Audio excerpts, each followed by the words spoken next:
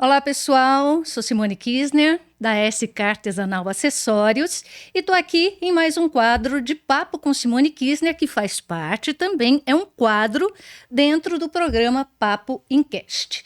E hoje eu vou falar sobre uma especialidade que eu não sei se é muito conhecida ainda, mas acredito que já esteja se tornando conhecida. Estou aqui com essa pessoa linda, cara da tia, Tami Gunning, que você se apresenta Sim. nas redes sociais, Tami Gunning Kisner, sobrinha linda da tia, uma mulher maravilhosa, que é doula. Doula. Que palavra é essa? Pois- Primeiro eu queria que você se apresentasse, falasse da sua formação e aí explicasse o que é uma doula. Sim. Então, eu sou a Tami Gunning, né? Sou mãe de duas meninas, uma de 20 e outra Lindas. de 11. Sou formada em farmácia, já tem 16 para 17 anos. Só que eu precisei fazer uma transição de carreira em meados de 2018 para 2019. E dentro das minhas buscas eu encontrei a doulagem, porque na minha segunda gestação foi quando eu conheci, tive contato com esses profissionais, com doulas, obstetras humanizados, porque eu queria trazer um nascimento respeitoso para minha segunda filha. E me formei doula em 2018 e comecei a atuar em 2019. E a Amorar nasceu também em 2019. A Amorar é o teu consultório? É o meu espaço de é o teu atendimento. espaço de atendimento. Lá eu atendo as famílias que eu atendo, que eu acompanho durante a gestação. Também faço cursos, né, relacionados à área da maternidade, curso de amamentação, de cuidados com recém-nascido e todos os outros temas, né, que estão envolvidos na gestação, maternidade e no pós-parto. Tá. Além disso, eu montei uma lojinha ali dentro com alguns produtos também relacionados. São produtos que eu não encontrava com facilidade, né? Então, eu procurei trazer produtos diferenciados que auxiliam muito essa mulher durante o pós-parto, principalmente. E também ali é meu espaço que a gente faz alguns projetos, como a gente tem um projeto de amamentação voluntário, onde a gente atende mulheres que não têm condição de pagar por um atendimento. Então, a gente atende mulheres em questão de vulnerabilidade social, né? Então, totalmente gratuito para essas mulheres e a gente faz o acompanhamento com elas. Para a gente desmistificar um pouco, porque doula, eu, nos meus 60 anos, fui ouvir falar sobre isso recentemente. Por que o papel da doula é diferente do médico ou da enfermeira obstétrica? A doula era muito associada ainda com a antiga parteira. Ah. Então, é comum. Quando a gente fala, eu trabalho como doula. Como o quê? Acompanha gestantes que estão em trabalho, que querem, né? Desejam um parto normal. Ah, parteira. Né? Então, associam geralmente aquela mulher que antigamente ia na casa, mas era uma pessoa que não tinha formação, era simplesmente o conhecimento, né? Uhum. Como a avó teve, né? Isso, um conhecimento ancestral, natural, de mulher mesmo, exatamente, né? Das experiências. Então, mas hoje, se a gente vai colocar uma similaridade com alguém, vai ser com a enfermeira obstetra, né? Tá. A enfermeira obstetra tem a graduação em enfermagem e a pós-graduação em obstetrícia e ela atua como uma parteira de antigamente. A doula não, ela já é uma profissional, a mulher que serve, né? Mas é uma profissional que vai ajudar a gestante e aquela família a entender os processos da maternidade e principalmente do parto. Então, meu papel com as mulheres é falar para elas sobre as coisas que acontecem na gestação, mas sim, elas desejam um parto. A informação, ela diminui o medo. A informação, ela diminui a ansiedade de viver algo totalmente desconhecido. Então, o meu papel é informar essa mulher, explicar como funciona um trabalho de parto, o que é uma contração, o que acontece quando a bolsa rompe, as fases do parto. A gente fala de amamentação, de puerpério, que é um assunto ainda que não tem muito falado, né? A gente vive muito de maneira sozinha esse puerpério, mas a gente fala sobre os cuidados com o recém-nascido, a gente fala sobre as intervenções médicas que podem acontecer, sobre a primeira hora do bebê. Então, a doula, ela não tem nenhum papel técnico de responsabilidade. Eu vou fazer o parto. Eu não faço o parto. Eu acompanho aquela mulher para que ela passe o processo de uma maneira mais sensível, com mais acolhimento, com mais amor, com mais confiança. Então eu tô lá, né, na gestação informando e no dia do parto eu vou ajudar ela a passar pelo processo como? Estando presente, dando apoio, fazendo massagem, orientando movimentações, posições, né, pegando na mão daquela mulher e falando que ela vai conseguir, estando presente para ela. Enquanto o médico cuida da vitalidade dela e do bebê, e a enfermeira obstetra, ela tá fazendo esse acompanhamento também de evolução do trabalho de parto, mais parte mais técnica, escutar o coraçãozinho do bebê, fazer um toque para saber quantos centímetros ela tá. Então, o médico e a enfermeira são técnicos. A doula, eu falo que é um papel mais afetivo e emocional, né? Porque a gente cria um vínculo durante a gestação e às vezes só a E nossa você vai tirando presença. essas dúvidas e dando o suporte emocional também. Exatamente, porque cada mulher tem a sua crença, tem o seu medo, tem a sua preocupação, né? Então, às vezes, algo para uma mulher que poderia passar totalmente ileso num parto, para outra é algo significativo que ela precisa trabalhar. Então, a gente vai conversar sobre todos esses aspectos. Então, eu sempre faço de uma maneira muito individual. Eu sempre vou olhar para aquela família, qual é a necessidade daquela família. Então, eu não tenho um trabalho modelo que eu passo para todo mundo igual. Não é, o atendimento não é o mesmo para todas. Não, ele é individualizado para cada família e para cada necessidade. E não sei se é uma ideia equivocada ou se é só minha, porque eu também não conhecia muito. A doula, ela atua só no parto humanizado, natural, ou também numa necessidade de cesárea? Você já falou que o acompanhamento ele vem antes, né? Sim. A gente está muito associada ao parto humanizado, Isso. parto natural, e as pessoas associam que é um parto na banheira, ou que é um parto em casa. Ah, eu vou precisar de uma doula, eu vou ter que fazer um atendimento na minha casa. Ou assim, né, sem assistência nenhuma. A doula não, a doula ela é baseada no tripé da humanização, né? Então é uma assistência humanizada, baseada em evidências científicas com o protagonismo da mulher. Então, o nosso papel ali é ajudá-la a encontrar tudo isso, né? A encontrar um profissional que seja atualizado e baseado em evidência. Então, não é somente para o parto normal, sendo que a maioria que as pessoas procuram a gente, elas desejam o parto, mas a gente não tem garantia. Sim, né? Então, tudo pode mudar no decorrer do... Exatamente, ela pode da precisar de gestação. uma cesárea antes de entrar em trabalho de parto, ela pode precisar de uma cesárea durante o trabalho de parto, e as pessoas também associam que doula é a todo custo, um parto normal a todo custo. Então, se eu tenho doula, eu sou obrigada a ir até o final. Isso. Não, a gente precisa respeitar os limites, tanto dela quanto do bebê. Né? Então, se em algum momento o bebê mostra que ele não tá legal durante o processo do parto, a gente tem que parar e ir para plano B, que é a cesárea. E a mulher também tem algumas mulheres que têm os seus limites pessoais. Tá tudo bem com ela, tá tudo bem com o bebê, só que aquela experiência está se transformando numa experiência negativa. Então, a gente não vai estimular que ela continue com o parto, para que depois ela tenha uma memória negativa sobre a experiência. Então, se no momento chegar e a gente perceber que não dá mais, a gente vai falar para ela, né? A gente vai conversar com a família. E eles vão entender também que a cesárea também é uma boa opção de nascimento.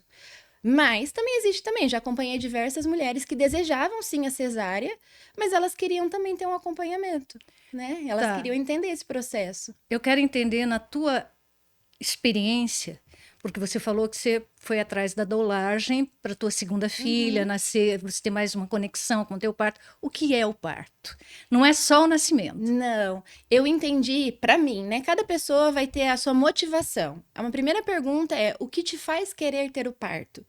Porque tem pessoas que vai falar sobre recuperação, tem gente que vai falar que é porque tem medo de cesárea. Então, cada pessoa tem a sua motivação. A minha motivação para desejar o parto foi entender que o parto não era sobre mim, era sobre minha filha. Né? Porque na minha primeira experiência eu tive uma cesárea que não foi legal. Ela nasceu no final da noite, eu só conheci ela às 5 da manhã, então ela ficou das 8 da noite até às 5 da manhã num berçário, onde eu não pude acalentar, não pude acolher, não pude conhecer. Ela estava nascendo, né? Ela estava aprendendo a viver fora do útero. E quem estava com ela naquele momento? Estranhos. Ninguém. Né? Ela estava naquela época, existia ainda berçário aqui em Maringá, né? Mas não tinha ninguém. Então, uma colega minha teve um parto domiciliar e a hora que acabou o parto, eu vi uma foto dela, do marido, os 2 filhos e o bebê recém-nascido. E eu falei, é ali que o bebê precisa estar. E foi nessa mudança de entender que não era sobre mim, não era sobre eu ter medo da dor ou de não querer passar pelo processo. Era para que quando ela nascesse, ela tivesse o acolhimento que ela merecia. Então, que o primeiro toque fosse um toque agradável, que o primeiro contato seria, se fosse comigo ou com o meu marido, né? Que a gente pudesse beijar, sentir. Eu sempre comento com minhas gestantes, pela primeira vez na vida, o bebê vai sentir, vai ativar todos os sentidos. O tato, o paladar, a visão, a audição. Então, se a gente transforma isso em algo institucionalizado dentro de um hospital, vai receber um toque mais agressivo, às vezes tem coisas entrando na boca, né, na do bebê para aspirar. Às vezes são pessoas que estão fazendo aquilo rotineiramente. É mais um bebê na vida daquele profissional. E pra gente é aquele nosso bebê, né? Então, para mim, eu falo, parto é conexão, é reconhecimento, é protagonismo, é entender as nossas forças. Porque muitas mulheres, elas falam, eu não sabia que eu era capaz de tudo isso. Então, eu acho que parto não é um evento apenas fisiológico, né? É um parto, a gente tem uma mudança emocional, espiritual, é uma conexão muito grande com o próprio Transcende. corpo. Exatamente. Né? Todo mundo fala, parto normal, é só parto normal. Tem dor, tem choro, né? Tem os seus desafios, mas a gente, quando olha aquela mulher recebendo o bebê, né? Aquela família se transformando, é uma coisa especial. A gente já volta, nós temos aqui um sorteio. Ali na Amorar, você desenvolveu um sabonete para o pós-parto e também um sabonete íntimo para o pós-parto e também para uso diário. Para uso diário, que é maravilhoso, eu já usei. Por ser farmacêutica, as mulheres tinham uma demanda de cuidado especial no períneo, porque por mais que não tenha uma laceração, passou um bebê por ali. Sim. Né? Então a gente tem que ter um cuidado de recuperação e cicatrização daquele local. Então, eu juntei, né, as minhas duas especializações e desenvolvi um sabonete específico, natural, para ajudar na cicatrização, no alívio de dor, anti-inflamatório. Só que ele pode ser usado de maneira diária também por quem não é gestante, né, para as mulheres de todas as idades, porque ele não altera o pH vaginal. Ele é de barbatimão natural. Barbatimão, calêndula, camomila, lavanda. Gente, é um sabonete maravilhoso. A Tami vai escolher agora uma palavra-chave, tá? E quem ficar até o final e depois no primeiro comentário vai ganhar um sabonete desse. Pode escolher. Humanização. Humanização é a nossa palavra-chave. Primeiro comentário depois no vídeo, tá? Vai entrar em contato, a gente vai entrar em contato e vai ganhar um sabonete maravilhoso que tenho certeza que vai recomendar para todo mundo. Tami, eu queria saber como é que, quais técnicas não farmacológicas, claro, que você usa, as doulas usam, para aliviar a dor ou a ansiedade de uma mulher. Eu acho que você já, de uma gestante. Sim. Eu acho que você já falou algumas coisas aqui, mas mais especificamente para a gente colocar no imaginário. Eu falo assim, que a informação, ela minimiza muito o medo e a dor, né? Porque se a gente entra num ciclo de tensão, ansiedade, a dor aumenta. Então, além da informação, as estratégias físicas que a gente usa, chuveiro quente, né? É o campeão dentro de um trabalho de parto. Às vezes a mulher passa horas, né? Tem bebês que nascem dentro do chuveiro, porque o alívio é muito grande dentro da água. Que legal. A própria banheira, né? Se a mulher tem disponível isso em casa, ou aqui em Maringá a gente tem um hospital que tem uma banheira, mas a gente usa óleos essenciais, né? Então, óleos essenciais de lavanda, quando a gente precisa acalmar. A gente tem óleos para ajudar também a evoluir melhor o trabalho de parto. A gente tem o jasmim, né, a camomila, então a gente acaba usando alguns óleos.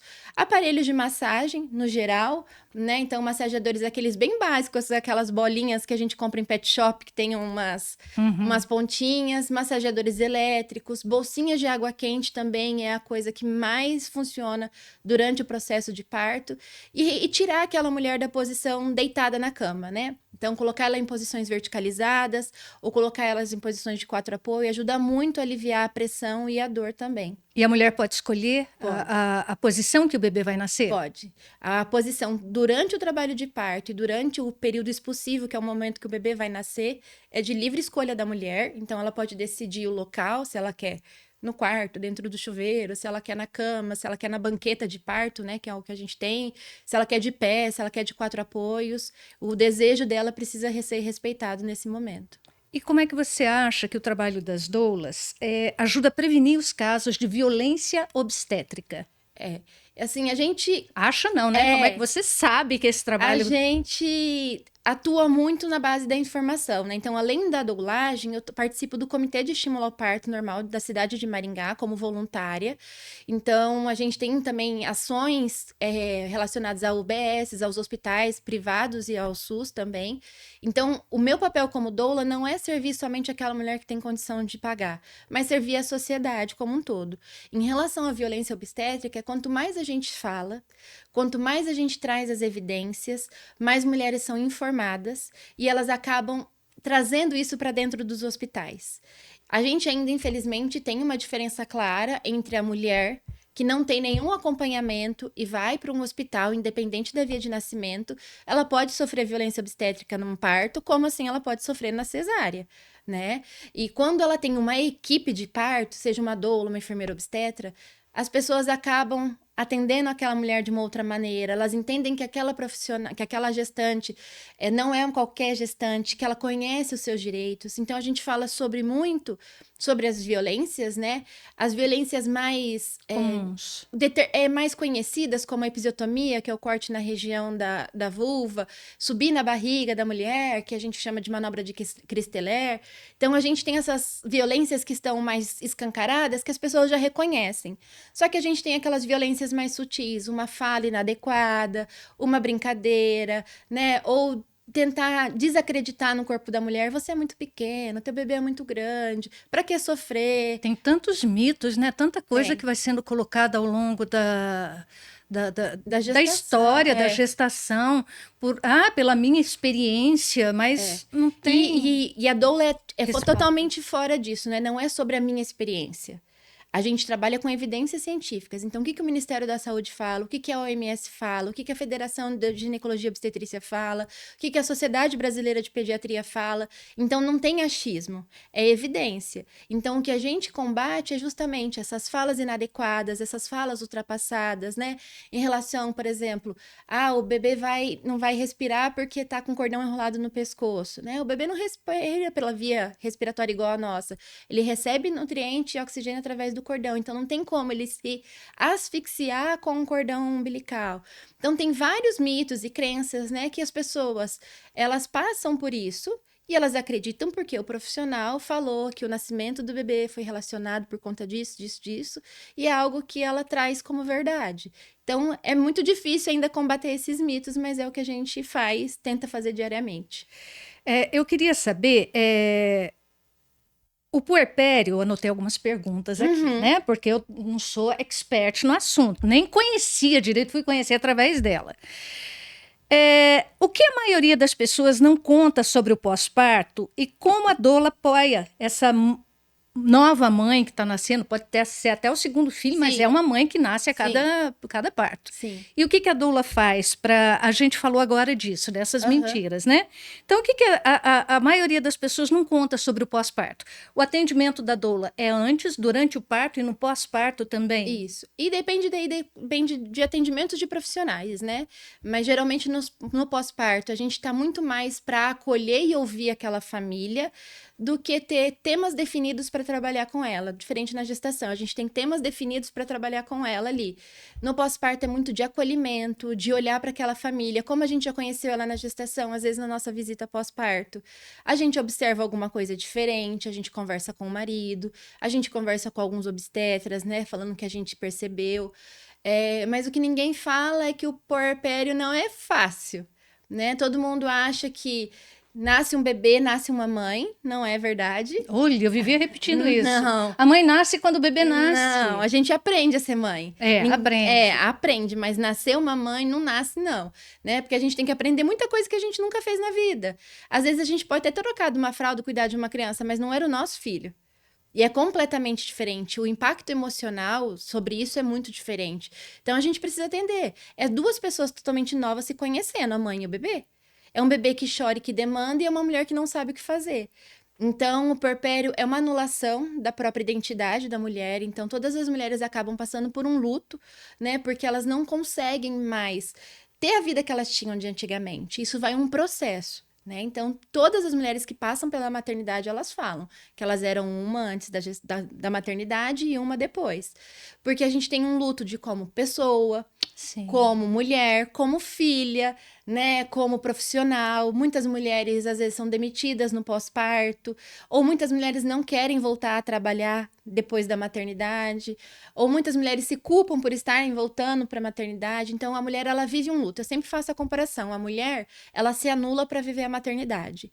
E o homem, ele acrescenta um título, ele é pai.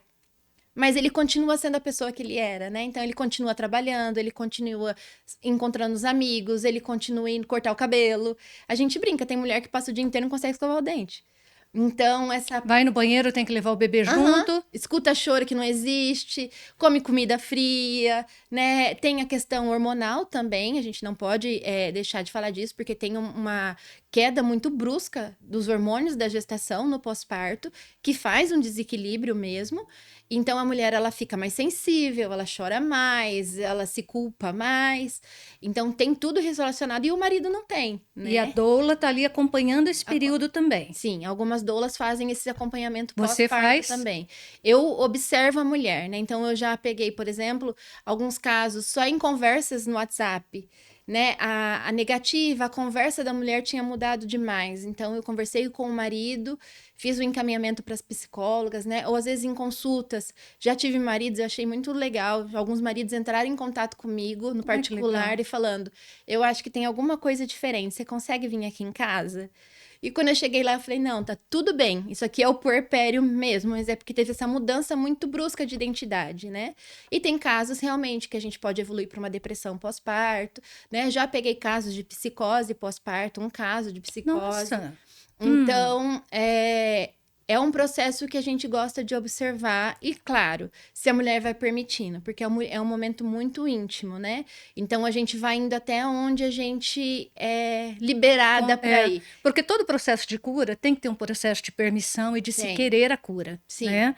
Eu quero voltar nesse assunto, mas eu queria perguntar aqui, que eu anotei, olha, de que forma... eu tampei aqui, gente.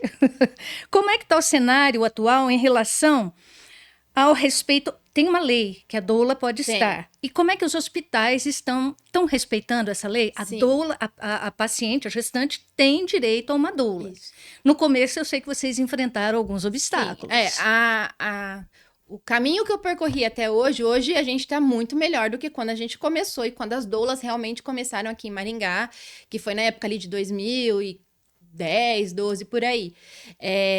Hoje a gente já tinha uma lei municipal permitindo a nossa entrada nos hospitais, a gente tem uma lei estadual e agora a gente tem a profissionalização da doula, porque antigamente a gente era uma ocupação, agora nós somos uma profissional mesmo. Então, recentemente, tem acho que uns 2, 3 meses, mas aqui em Maringá, apesar de a gente ser uma cidade do interior, a gente tem isso muito bem respeitado. Que ótimo. Né? Então, a gente entra em todos os hospitais, tanto privados quanto os do SUS. A da enfermeira obstetra também pode entrar, então a gestante tem direito ao acompanhante de livre escolha dela, que ela escolhe, a doula e a enfermeira obstetra. E a gente pode entrar tanto no privado quanto no SUS. E me diz uma coisa, então agora a gente vai voltar. Então você acha que essa lei está sendo respeitada? Tá. Hoje em dia. Em alguns hospitais ainda a gente tem um pouco... de resistência? Isso. Eu acredito que não é nem do hospital. Eu acredito que são alguns profissionais específicos que às vezes fazem, né? Uma negativa ou dificultam um pouco a nossa entrada, principalmente na cesárea. No parto a gente não tem muito problema para entrar na sala de parto, mas quando se torna uma cesárea ou quando é uma cesárea agendada, às vezes a gente tem uma dificuldade maior, a gente tem a negativa, às vezes eles pedem para a gente se retirar da sala, mas a gente, né, fala, a gente tem a nossa lei, a gestante tem esse direito. A gestante também solicita. Mas é um momento que a gente fala para ela não buscar muito embate, né, porque é um momento muito especial e depois vai ser lembrado por algo assim. Ali só para brigar também, né? Então a gente vai tentando com o nosso jeitinho ali, fazer com que a gente entre sem que a gestante perceba que a gente está sendo barrada, por exemplo. Mas quando não dá, muitas famílias acabam intervindo, né? O marido e a mulher, eles acabam colocando a gente no no lugar. E a diferença que você nota? Eu não sei se você já viu outros partos, mas de uma pessoa que tem um acompanhamento de uma doula nesse período todo, que é antes, né? Depois, o período de amamentar também é um período dificílimo, porque não é fácil, tem umas que não conseguem. Existe mulher que não consegue amamentar ou é aquela que dói muito? Existe. É um processo de aprendizado. Amamentar também não é instintivo, né? Não é uma mãe tem um peito e o bebê tem uma boca, Ai, tá né? saindo ali, que lindo, vem aqui, é tudo bonitinho. Não, então muitas mulheres elas acabam demorando para procurar ajuda porque elas acham que o problema é elas, né? Porque elas não estão conseguindo, que elas não estão conseguindo. Na verdade, é uma porcentagem muito pequena que vai colocar o bebê no peito e vai falar, deu certo. A maioria, mais de 90%, vai ter algum problema na amamentação. E as mais comuns são as dores, as fissuras, os sangramentos, né? Então, às vezes está relacionado a uma pega, às vezes isso é só um manejo, que a gente ajuda aquela mulher a pegar o bebê de uma maneira melhor. Às vezes é uma disfunção oral do bebê, às vezes é alguma coisa relacionada à parte de pescocinho que está com torcicolo. Então, tem muitas variáveis para a gente. E o mais importante é o apoio. Né? Então, as mulheres elas já estão sensibilizadas e às vezes, né, já tem pessoas dentro de casa para fazer essa rede de apoio, mas fala, tá muito difícil, dá uma mamadeira, dá uma chupeta, essa criança só quer peito.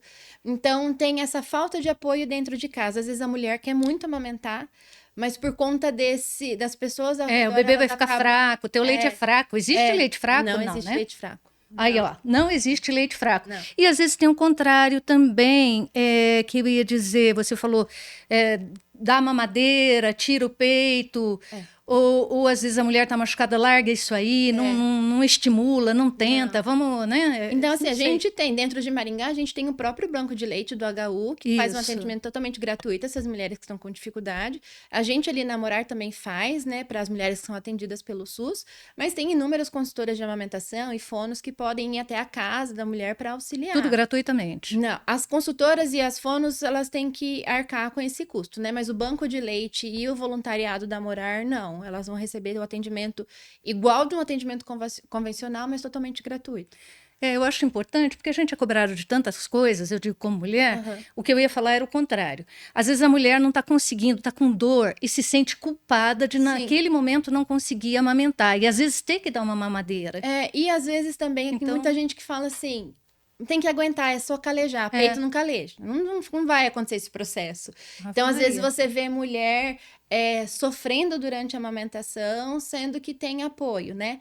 E eu sempre pergunto, qual é o teu desejo relacionado à amamentação? Porque não adianta nada a gente querer arrumar, né, tirar a dor daquela mulher, mas ela não deseja amamentar. Então, a gente tem que respeitar. Eu já tive gestantes que falaram, eu não tenho desejo nenhum de amamentar e eu não quero.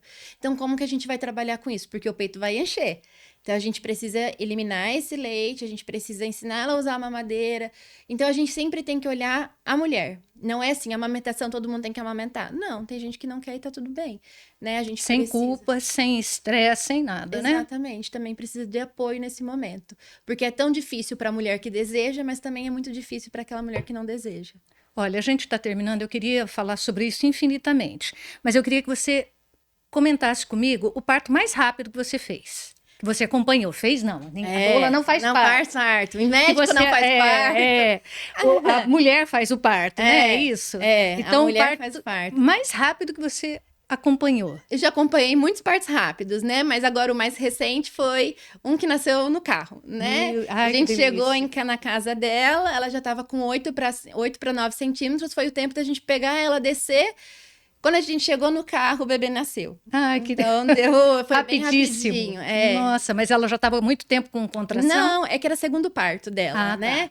Mas ela chamou a gente, foi o tempo da gente se arrumar, ir para casa dela, já estava com 8 e nasceu no carro. Aí a gente foi pro hospital, né, com o bebê já nascido, com a mulher ali. Mas tem alguns aí para contar. Eu quero mais vezes, então. E o mais demorado? O mais demorado? Eu não vou dizer difícil, mas o mais demorado. O mais demorado, eu acho que não foi nem demorado de processo de trabalho de parto, mas foi uma indução que aconteceu na véspera de um Natal. Começou a indução no dia 23 ou no dia 24, e o bebê foi nascer lá no dia 30. Não quer dizer que ela ficou com dor, ela ficou num processo de indução. Só que era uma data festiva, né? E tava longe da família, com um processo de indução. Ela foi sentir dor só no último dia mesmo, no dia 30, mas foi um processo assim que eu percebi que aquela mulher desejava muito parto, né? Porque ela ficou longe da família, passou o Natal, a véspera, passou, né, o Natal, e ela naquele processo, todo mundo festando, eles lá, então eu vi muita vontade nela, em desejo de ganhar a filha dela da melhor maneira. Então não foi o mais demorado, mas foi assim que me marcou bastante, pelo contexto todo. E tem um mais emocionante? Eu acho que todos Não, são, né? É, Todo nascimento é uma eu obra. acompanho o parto há muitos anos e eu nunca vi um parto igual ao outro, assim. E cada mulher que ganha e que consegue, independente do parto ou da cesárea, né? É um nascimento daquele bebê, né? É aquela família. E conforme a gente vai criando vínculo com essa família, eu sou apegada nas minhas gestantes, né? Não consigo ter algo muito... Ah, a gente é só profissional. Não. Eu me apego realmente. Então, para mim, a vitória delas é uma vitória, assim, que eu gosto de comemorar e eu me emociono com todos. Bom, além de doula, você tem o espaço Somos Amorar. Isso. É assim que tá no Instagram. No Instagram é somos.amorar. Amorar, tá? E lá você oferece produtos para as mamães. Isso. Tem o sabonete líquido, o que mais que você tem Tem lá? rosquinha de amamentação, tem sling, tem coletor de leite materno, tem bolsinha térmica de semente para ajudar a cólica do bebê, tem chás para ajudar na amamentação.